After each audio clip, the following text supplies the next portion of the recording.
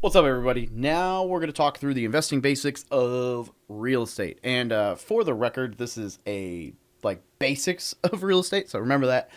Uh, I would say at least 80% of my net worth is through real estate, and most of my wealth has been built through real estate. So I'm definitely partial to real estate, which is why there's like a full slide here and a second slide we're going to cover in this section on a specific way that I like as a way to get started in real estate. But I also want to, so with that preface in mind, I also want to state that this is not going to be like a real estate investing course. This is just basics of understanding.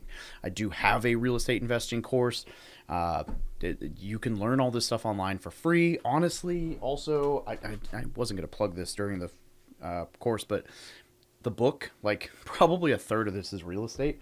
In fact, one of the most common reviews I get is that I went a little bit too knowledgeable or too detailed about real estate in the book. But if you're interested in real estate, lots of different resources from me for free or the book, and you can get a free copy of the book on the website, like whatever. Tons of ways. Just hit me up. Happy to talk real estate. Join the Facebook group. Whatever. Right? Like all that being said, this is just the basics. So I'm going to touch on house hacking on the next slide. So we'll get there. Buy and hold real estate, right? This is buying rental properties, preferably that cash flows. Sometimes you can play the appreciation game, meaning it'll go up in value. And so it doesn't matter if it cash flows. Like a market that might work in is like San Diego, but I prefer properties that cash flow right away. So you can hold them and weather storms, and you can be, good to go for like the long haul. You're going to benefit from cash flow, tenants paying down your mortgage, property going up in value, tax advantages, all kinds of cool things, right? You're going to build long-term wealth.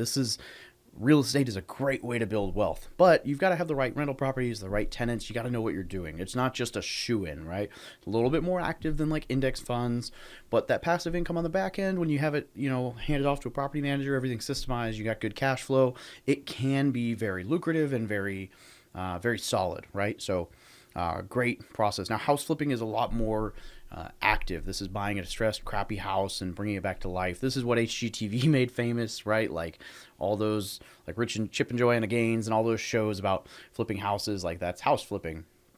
It's not as glamorous as they make it look. It does have a lot more expenses. It is stressful. It is active. It is very involved, right? It does require capital, so you either need to have cash or investors or hard money loans, which are more expensive than normal loans.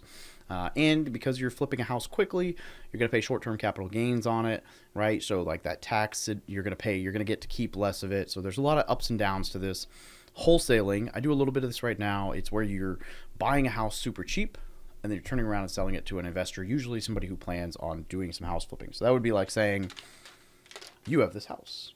If this house was in perfect condition, it would be worth $100,000. But it's a piece of crap right now.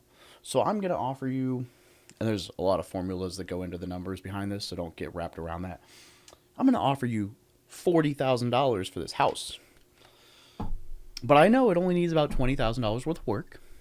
So I'm going to take this this house that I got under contract for 40 grand, and I'm going to sell it to a house flipper for $45,000. I make $5,000 right off the bat. The house flipper takes this, put $20,000 into it, so there's $65,000 into it. And they turn around and they sell it for $95,000. Everybody wins, right? Wholesaling is often a very popular way to start in real estate because theoretically you can do it without a whole lot of money out of pocket at first. It is, if you want to get good at it, it's definitely more of a business. And it is, again, short-term capital gains tax and a lot of that stuff. So just food for thought. House hacking is my favorite strategy for somebody getting started in investing. I know I mentioned this earlier. This is actually the first property I ever bought right here. This is a picture of a duplex. It's on Colgate Avenue. I bought it for $81,000. It's currently worth about $140,000. Just got it appraised a few months ago and did a refinance. It cash flows. It brings in about $1,100 to $1,150 a month, and it cash flows just fine, and it's done well for me, right?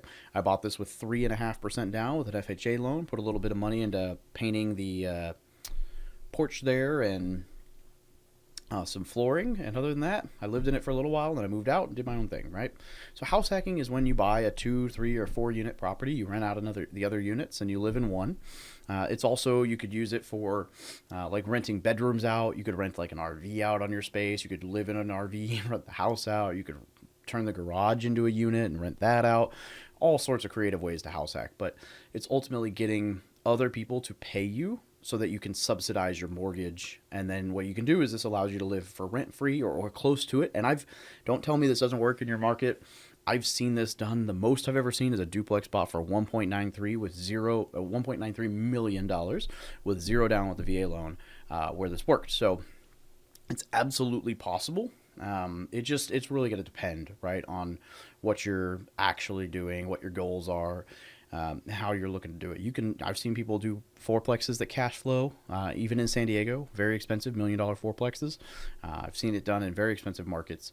So it's doable there. It's doable in affordable markets. It's just about how you do it. The strategy will change. I've got a lot more information on that in various locations. So it allows you to live close to or for free. Sometimes you even get paid for living in the house. And then when you move out, you rent out your unit, and in theory, you cash flow then. It's less scary than to try, like, buying a house doesn't seem scary, right? But buying an investment property, a lot of people think that's scary. You're going to go buy an investment, whatever. People try to talk you out of buying an investment. They've all got horror stories where they tell you you're going to be cleaning toilets or whatever. So buying a house doesn't seem scary. Everybody thinks you should buy a house when you grow up. So for that reason, I think house hacking is great because it allows you to get into real estate without all the negative backlash and scary. You're going to gain that landlord experience. You're going to benefit from depreciation, appreciation, cash flow. You can save your BAH while you're doing this. And then you're going to be able to save all this money to reinvest later on, right? So now you can keep saving this. You can keep educating yourself. You can reinvest. You can put money down on another rental. You can have money saved for a rainy day, whatever. So this is a great way to allow yourself to get out, get out in town and move around and just figure out real estate, right? So I love it. I could go on and on for house hacking. I've got articles on this on the website. I've got videos on this on the YouTube channel. I've got tons of comments and topics in the Facebook group about it. So happy to talk about it. I just don't want to bore you all with all the details right here when it's already everywhere else for free. So check that out.